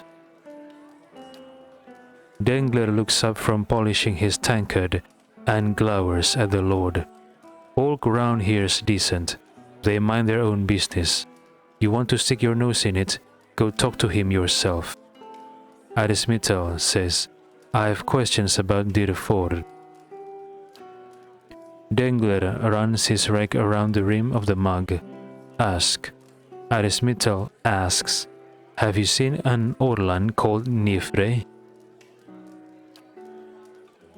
Dengler says, I take it you're a friend of hers? He jerks his head at the stairs. Twitchy lady, that one? Arismital says, tell me about the village. Dengler says, walk from one bridge to the next and you've seen it. We're quiet, hard-working folk. We keep to ourselves and don't take to being pushed around. He glares at the well-dressed man standing off to the side. Used to be a castle here, built by some family of Idiran Thynes back when the Empire first came. Only one tower still standing, and that part's of Trigil's shop now. Sid, that bard by the fire, could spin you the yarn if you're so inclined. Arismital asks, who lives in Dyrford? Dengler says not many anymore. Hard to keep people around when everyone here's birthing Hollowbone. But we got a few who stick around and do business. Trigil's the leather courier, Hendina crafts potions, and Winfrith trades in general goods. Rumbal's a pig farmer, or was anyway. Tell me about Trigil. Dengler says he's a currier, trades leather and makes armor and a few other goods with it. Problem is, the smell of tallow and deer feces tends to put people off their food, and his shop's right next door. Oh, that's unfortunate. Arismital asks, what's Handina's story? Dengler says lady's a clever hand with potions and poultices. Got herself into trouble with a nest of worms, or so I hear. Her cart's on the east end of town. Arismital asks, and Winfrith? Dengler says, been around even longer than I have. Nice enough fellow, but never could find his way to the end of a sentence. His shop's across the square. Arismital says, something happened to Rumbald's pigs, I take it. Dengler says, dang ogre carried them off. Now he squeals more than his herd ever did. More than his herd ever did. Dengler shrugs. It is rotten luck. Arismital says, let's go back to my previous questions about Dyrford. Arismital says, you said you don't see many travelers. Dengler says, oh, of course not. Why would they come here? We got bandits on the road and an ogre in the forest. As that yapping fool Rumbald will tell you, worse yet, hasn't been a healthy child born here in over a year. Most kith that come here is just passing through. Arismital says about that ogre. Dengler says you don't hardly see 'em this close to town. Ogres and kith don't mix well, ugly bastardos, but they're smart enough to know that much. You want to know more? Talk to Rumbald. His farm's southwest of there. Arismital says, never mind. I want to talk about something else.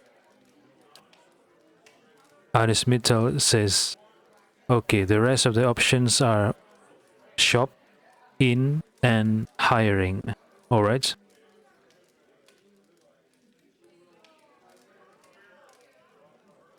Arismital says, I want to order food and drinks.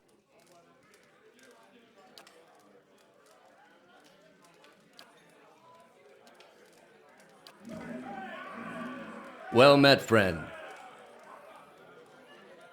Dengler grunts. In greeting.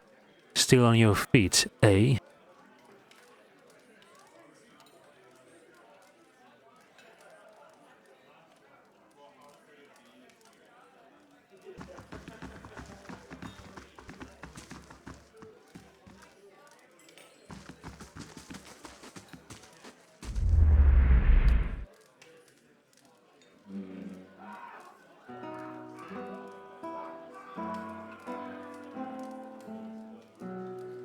House Haron guard says, if you have information about Lady Ailis, you should speak with Lord Haron. The guard keeps his eyes on the door.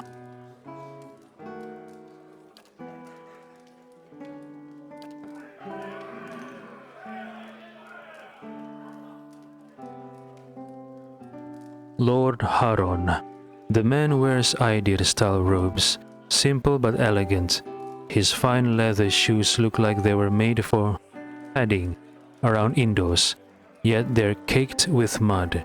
He yanks at a lock of hair twined around his silk-gloved finger. His fine features are etched with anxiety.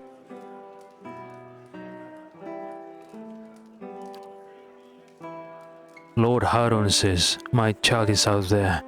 Do they not understand? My lord, we're doing everything we can. Unfortunately, these villagers...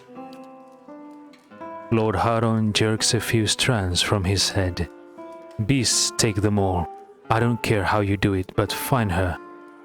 Arismital says, I heard you arguing with the innkeeper. A petty, small-minded man, just like the rest of them around here. I've been paying him an honest fee for board and bed, and yet he can't be bothered to stir himself to concern for my Alice. Arismital says, actually, he seemed angry at you. Lord Haron says, people from these backwater villages take offense for sport. You have to but show up with a full coin purse, and they will hear insults in the jingle of your step. They forget that Duke Hadred came from the privileged classes, as did all the others earls and lords who financed the rebellion they're so proud of. Yeah, can't argue with that, I guess. I've asked around, but nobody in this mud hole has any concerns beyond their swine. They turn my men away like beggars and seem downright pleased to be of no use. But you're not one of my soldiers, and you look like you're used to getting your hands dirty, if you don't mind my saying so. Haron guard leans in. My lord, Haron raises a hand to silence the man. If you find her, he nibbles the thumb of one silk glove. Tell her I won't be upset with her. She can come back and all will be well. I just want to make sure my Ailis, my child, is safe. Nothing in the world is more important to me. Arismital says, I'd like to ask a few questions about your daughter. Elise, of course. Haron blinks at you and licks his lips. Arismital says, describe Lady Ailis. Lord Haron says, she's a striking young woman, bears more resemblance to her mother than to me. She has auburn hair and delicate, well-bred features. She must be, 28 or 29 now. Arismital says, tell me about her disappearance. Lord Haron says, we'd stopped in Dyrford for a few days. On our 4th evening here, I was making plans to continue our journey. Lady Ailis was feeling unwell and went to bed. When I retired a couple hours later, I found that she had vanished. None of my men had seen her go, and no one at the inn knew where she was. Since then, my people have been combing the village, but we've yet to find a clue, and the locals have been no help. Arismital asks, why did you and Ailis come to Dyrford? Lord Haron says, it was merely a stop along the way to Eina's rest. However, she took ill shortly before our arrival, so it seemed prudent to allow her a few days to recover.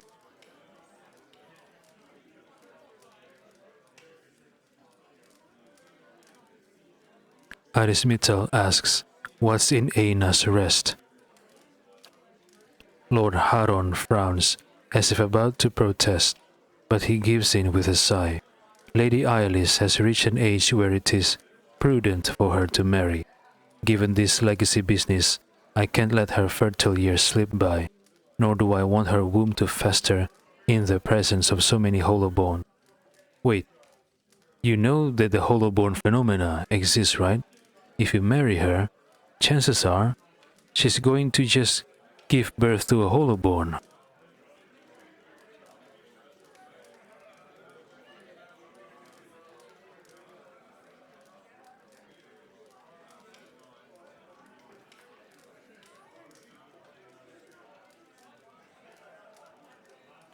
Arismital says, it seems there would be more potential suitors in New Heomar or New Yarma.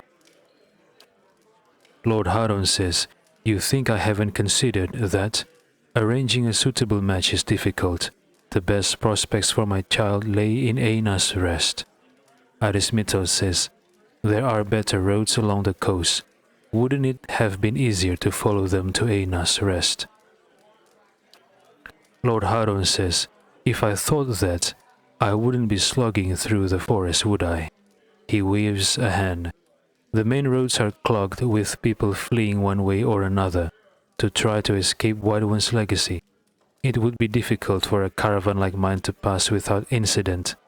At the time, it seemed prudent to move quietly along the back roads.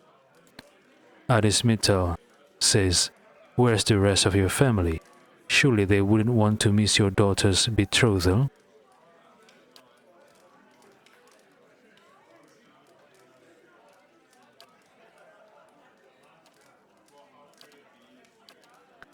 Lord Haron says, Lady Haron is ill-suited for travel, I'm afraid, and unfortunately, Ailis has few other close relatives. My sister and her husband, Ailis's aunt and uncle, of course, have been visiting Aedir this past months. He rubs his knuckles. And as for siblings, Ailis has none. My wife has only given birth to Hollowborn since Ailis, that is. You know that your wife is giving birth to Hollowborn, and you want to wed Ailis in the hope that she can give birth? To what? Another Hollowborn? I can't follow your logic here, Lord Harond.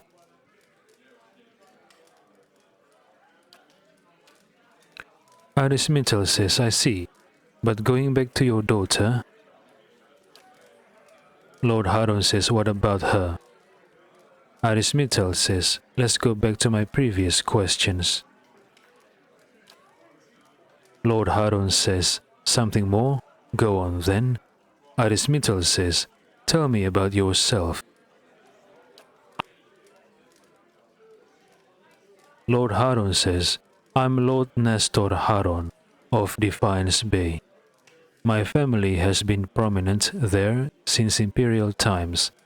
Our primary estate is on the outskirts of Breckenberry, but we have holdings in New Helmar as well.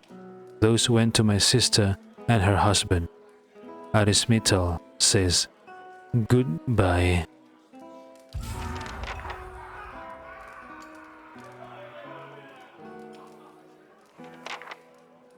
Yes. Have you news of Alice? Lord Haron twists a silver chain around his wrist.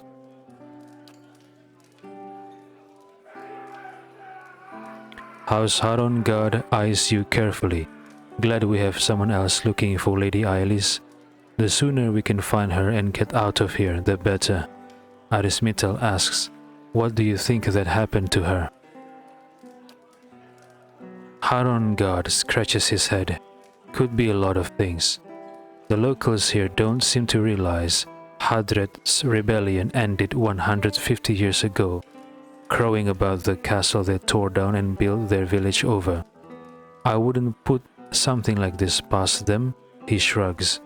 If I knew anything concrete, we'd have found her by now. Arismittel says, you seem eager to leave Dyrford. Haron God says, who wouldn't be? The whole village smells like wet leather and pig feces. And the locals have nothing but contempt for anyone who bathes more than once a year. He shakes his head. They won't lift a finger to find Lady Ailis, but it raises their hackles when we go looking for her. Arismittel says, tell me about Lady Ailis. Haron God shifts his weight. What's there to say? She's a lovely girl, quiet, keeps to herself. She'd make any father proud. Arismittel says, you don't seem to know her that well. Haron God says, my primary duties are to Lord Haron. Arismittel says goodbye.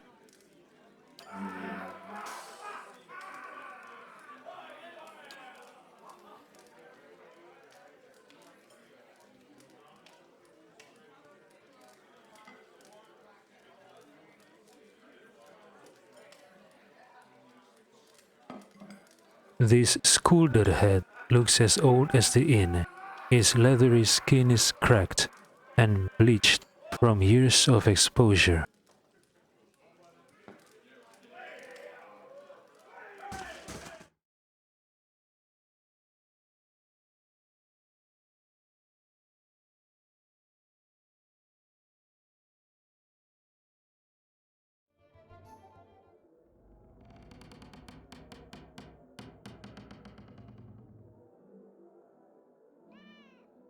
This painting depicts a forested ravine somewhere in the Living Lands.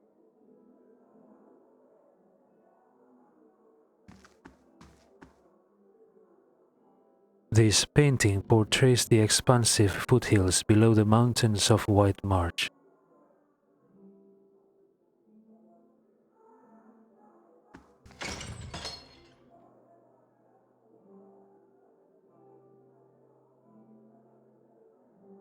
Who's coming up the stairs?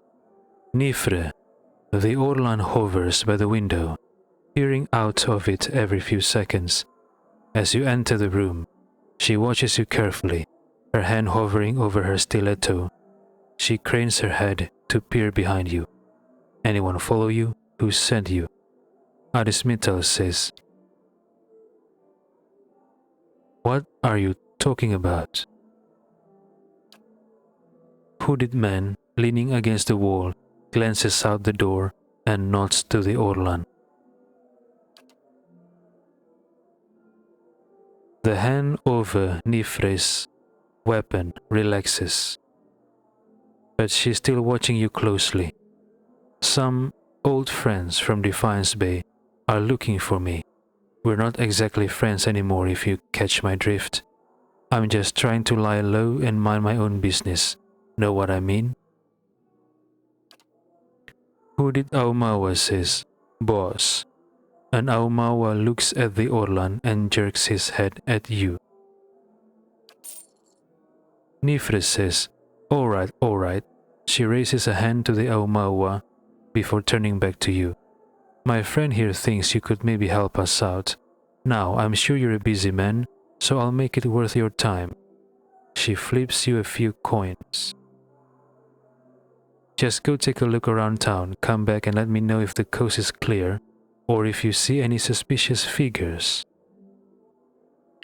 Alright, like I said in the previous videos, Arismital holds a grudge, and he's resentful. He's bitter towards those who cross him or have negative intentions. Since Medreth lied to him, which was found out through Arismital's perception check, he considered Medreth's action as a hostile act, as a malicious act. He feels he doesn't like being deceived. He doesn't like being treated in a way he doesn't want to be treated, and Medreth made a mistake by trying to deceive Arismital. So yeah, Arismital doesn't have any obligation to help Medreth, especially after the attempt at deception.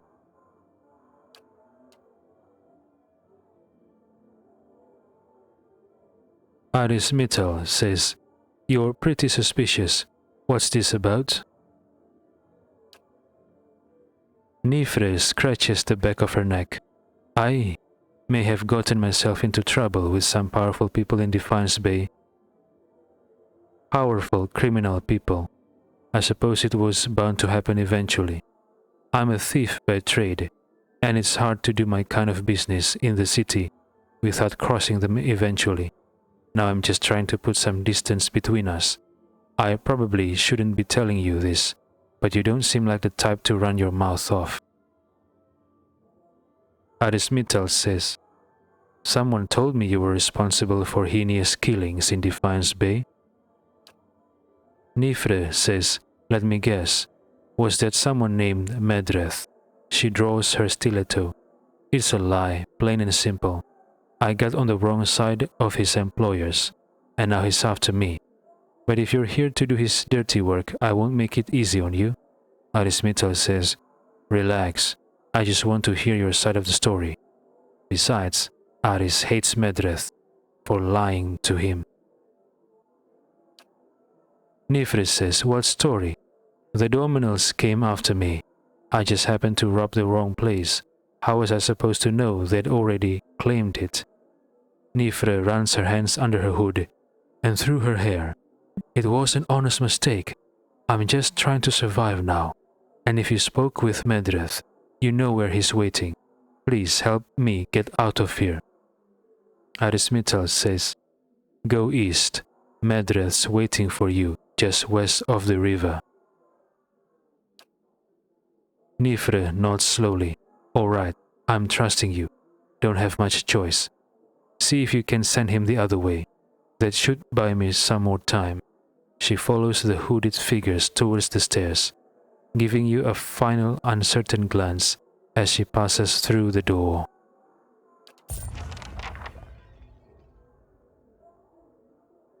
Okay. Direct Medreth away from Nifre. Fine.